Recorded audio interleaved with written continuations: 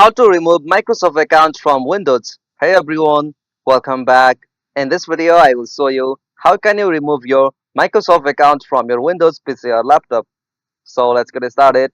First, as you have to open settings on your Windows PC, simply you can use shortcut key Windows plus I. After you open settings, you'll get this kind of interface. From here, at the top left, you'll have to click on your account. From the account section, you'll have to scroll down and click on the option email and accounts.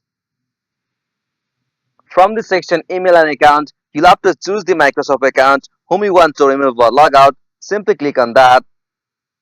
After that, you'll have to just click on the option remove under the section remove account. Simply click on that. Now from here, you'll have to click on yes and confirm it. After that, confirm with your password. After you confirm with your password, you'll be able to remove or log out the Microsoft accounts from the Windows. If you found this video helpful, please make sure to like and subscribe for more videos like this. Thanks for watching. Have a good day.